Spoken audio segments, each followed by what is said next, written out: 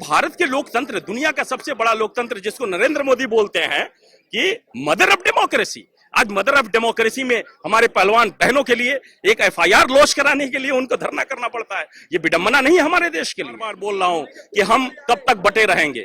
हमारे कुछ दोस्त हैं, मैं मुस्लिम हूं, हमारे कुछ दोस्त हैं शाहीन बाग में, शायद इन्होंने कुछ ट्वीट कर दिया, कल मेरे को ट्वीट दिखा रहे थे, ये है वो है। मैंने ये बोला कि जरूरत ये नहीं कि कौन कहां से प्रेशराइज हो गया, कौन कैसे प्रेशर किया गया, किसको क्या दबाव थी, कि किस दबाव में किया। आज जरूरत यह है कि इन बेटियों को बचाना है। नहीं तो कल हो के मैं अपने बेटी के आंख में आंख मिलाकर ये बोल नहीं सकूंगा जब मेरी बेटी जवान होगी और पूछेगी कि पापा, जब हमारे देश की गौरव, हमारे देश की शान, हमारे देश की गोल्ड मेडलिस्ट जब जंतर मंतर पे पड़ी थी तो तुम क्या कर रहे थे। मैं अपने बेटी से सीना चौड़ा करके और आंख में आंख मिलाकर बोलूंगा कि बेटा, मेरा जो औकात था मैं जाकर वहां आवाज उठा रहा था, उनके साथ में कंधे से कंधा मिलाकर खड़ा था।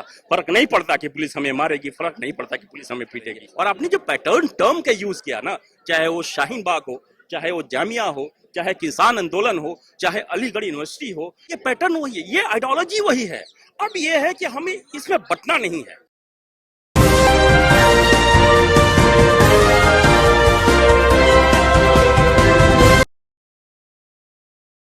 जैसे कि आप देख सकते हैं कि लगातार हुजूम जो है वो जंतर मंतर की तरफ बढ़ रहा है और खासतौर पर कुछ मीडिया साथियों से बात करते हुए लोगों में मेन स्ट्रीम मीडिया के लिए गुस्सा है और वो गुस्सा जायज भी है, क्योंकि जिस तरीके से खबरों को लगातार दिखाया जा रहा है, जैसे कि कल की ही खबर को अगर देखें तो आधी रात में पहलवानों के ऊपर हमला होता है, पहलवान पीछे अभी भी बैठे हुए हैं।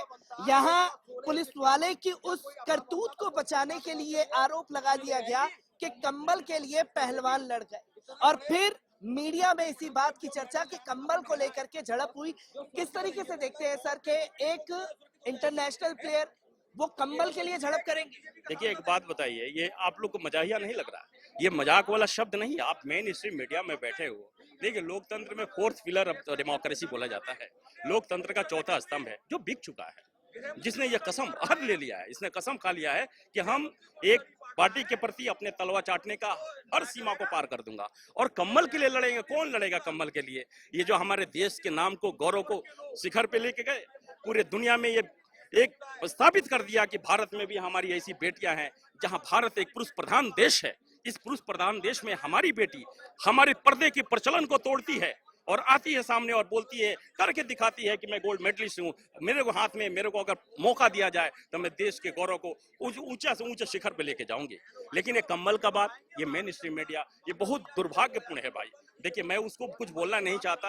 आज हमारा दिल आहत है, इसलिए आहत है कि मैं रात को नाइट शिफ्ट करता हूं। मैं एक प्रोफेशनल हूं, I am not a politician.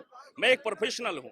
मैं जब रात को साक्षी मलिक का लाइव देखा, मेरा दिल मतलब अंदर से झकझोर गया। मैं रात को जब 3 बजे में बंद किया लैपटॉप और 3 बजे में वहां से चल पड़ा। वहां से आने के बाद मैं दूसरे गेट पे लगभग 5 घंटा तक खड़ा रहा, मेरे को एंट्री नहीं मिली। फिर इधर मैं आया, मेरे को यहाँ से एंट्री मिली। मेरा एक ही अंदर से आवाज आ रही थी कि मेरे घर में भी एक बेटी है, मैं उस बेटी को क्या जवाब दूंगा। मेरा आत्मा हिल रहा है। ये कौन बेटी है? ये हमारी गौरव है, हमारे सर की ताज है। हमारी ताज यहाँ पड़ी हुई है खुले आसमान के नीचे, जवान लड़की। आप सोचो, किसी नेता की बहन, किसी नेता की बेटी, जवान बेटी और खुले आसमान के नीचे अगर अपनी रात काट दे तो क्या होता है? हमारे समाज में कैसी बात बोली जा रही है। लेकिन इन बेटियों ने यह वहद उठाया, इन्होंने कसम खाया कि हमें जो हमारे साथ प्रताड़ना हुआ, इस समाज की बंधनों को तोड़कर, ये पर्दा प्रथा को तोड़कर ये आकर आवाज उठा रही है कि मुझे, मेरे साथ जाति हो इसका हक की आवाज मिलनी चाहिए, हमें न्याय मिलनी चाहिए। ये न्याय की बात हो रही है और ये न्याय क्यों नहीं मिल रहा है? कौन देगा? क्यों नहीं सोच रही है भारत की जनता? मैंने और मीडिया वालों से बात हुई, मैं बार बार बोल रहा हूं कि हम कब तक बटे रहेंगे। हमारे कुछ दोस्त हैं, मैं मुस्लिम हूं, हमारे कुछ दोस्त हैं शाहीन बाग में, शायद इन्होंने कुछ ट्वीट कर दिया, कल मेरे को ट्वीट दिखा रहे थे, ये है वो है। मैंने ये बोला कि जरूरत ये नहीं कि कौन कहां से प्रेशराइज हो गया, कौन कैसे प्रेशर किया गया, किसको क्या दबाव थी, कि किस दबाव में किया।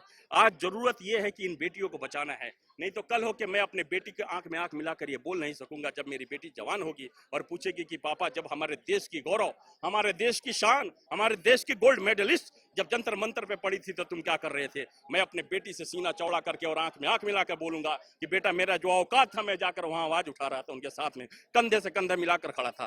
फर्क नहीं पड़ता कि पुलिस हमें मारेगी, फर्क नहीं पड़ता कि पुलिस हमें पीटेगी। क्योंकि हमने ये देखा कि कल जिस तरीके से तस्वीरें सामने आई, शाहीन बाग का जिक्र आपने किया, इससे पहले शाहीन बाग का एहतजाज था, जामिया के छात्रों को किस तरीके से रात के अंधेरे में मारा पीटा गया, वो तस्वीरें दुनिया के सामने थी। ठीक किसान आंदोलन में भी यही पैटर्न अपनाया गया, किसानों को डराने की कोशिश की गई, फिर राकेश टिकैत के आंसू निकले और जन सैलाब आया। कल बजरंग पुनिया की यही अपील थी कि तमाम देशवासियों को हमारे साथ आना चाहिए। कैसे देखते हैं कि पुलिस के डर से आंदोलन को खत्म किया जाए? देखिए, आप पुलिस से श्रेष्ठ नहीं बना सकते। देखिए, ये किसको डरा रहे हो आप? देखो, पैटर्न वही है, हमको बांटने की कोशिश की जा रही है। आप देखो किस तरह का भाषा का इस्तेमाल करते हैं। ब्रिजभूषण एक भाषा का इस्तेमाल, मैं शिलाजीत कहता हूँ, मैं शिलाजीत सिंह समथिंग समथिंग। ये ओपन फोरम में आके एक देश का संसद, देश के सर्वोच्च मंदिर का एक व्यक्ति जिसको जनता चुन के भेजती है, वो इस तरह का भाषा का इस्तेमाल करता है। किसके लिए? हमारी बेटियों के लिए, हमारी बहनों के लिए। हम कैसे बर्दाश्त करेंगे? और आपने जो पैटर्न टर्म का यूज किया ना, चाहे वो शाहीन बाग हो, चाहे वो जामिया हो, चाहे किसान आंदोलन हो, चाहे अलीगढ़ यूनिवर्सिटी हो, चाहे हिंदू बीएचयू हो, विश्व बीएचयू की बात रहे या वहां की बात कर लो, तो ये पैटर्न वही है, ये आइडियोलॉजी वही है। अब ये है कि हमें इसमें बटना नहीं है।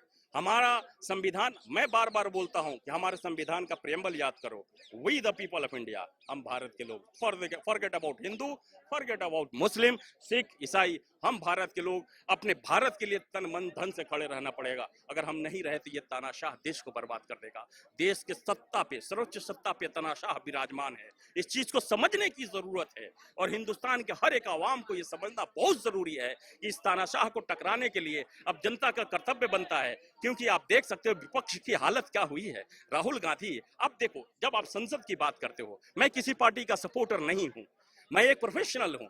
राहुल गांधी के साथ जो इंसिडेंट होता है, एक स्टेटमेंट बोलने के लिए सारे मोदी चोर ही क्यों होते हैं, उसके लिए कितना एक मतलब स्पॉट लेवल पे स्पीड ट्रायल होता है और उसको सदस्यता चली जाती है, उसका घर खाली करा दिया जाता है। ये भी तो एक संसद है। ब्रिजभूषण, इसके दूसरे गेट पे उसका आवास है।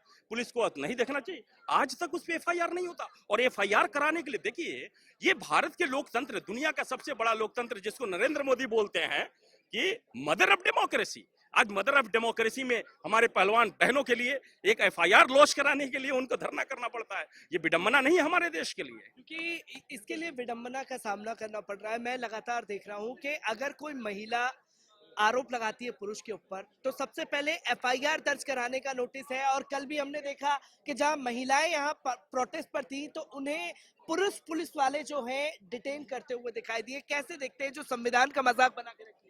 संविधान का मजाक तो काफी दिनों से बना हुआ है, लेकिन अब तो खासकर बन गया जब पाक्सो लगने के बाद। या तो ये कुछ ज्यादा समझदार होगी या अनपढ़, दो ही बात हो सकती है। पाक्सो के बाद भी अरेस्ट नहीं हुआ अभी तक। और जो ये कह रहा है, उसने जो अध्यक्ष ने ये बात कही थी, कहाँ एक लड़की ना मेरे से अपने बाप के पास फोन तो किया था और उसको मैंने उठा कर थोड़ा सा वो किया था, थोड़ा क्या क्या कह सकता हूँ उसको। इतनी जब वो मान रहा तो वो तो 500 में अंदर होना चाहिए था। ये तो अपने आप घर चली जाती। इनको बैठने का थोड़ा पानी नहीं मिलता है, इनको नहाना नहीं मिलता है, इनके कपड़े ठीक नहीं है, हिसाब से अब पहन नहीं पाते और ये बकवास इतनी करते हैं। और ये देश एक चीज और, ये हरियाणा वर्सेस अदर कर दिया, ये जाट वर्सेस अदर कर दिया। ये मीडिया जो मीडिया, मुझे आप माफ करना, ये दो चीज जरूर करता है। एक हरियाणा वर्सेस अदर, मतलब और सारे स्टेट हरियाणा ही। अरे हरियाणा का उस दिन तुम तड़वे चाट रहे थे, जिस दिन तन वहाँ बुला कर खाना खिलाया था इनको, हमने, हमारा भी गौरव बढ़ा था जब हमने भी ये बजरंग पूनिया का, इन बहनों का, बेटियों का वो देखा था। हमें भी थोड़ा वो हुआ था। लेकिन और जब वो सारा काम होने के बाद वोट लेने के लिए हरियाणा में तक कभी इनकी एंट्री भी नहीं थी, भाजपा की एंट्री नहीं थी। अभी भाजपा की एंट्री कर दिया आता है सब कुछ करने में। लगातार लोगों का गुस्सा जो है फूटता जा रहा है, जो कई सारे सवाल भारतीय जनता पार्टी से करते हुए दिखाई दे रहे हैं।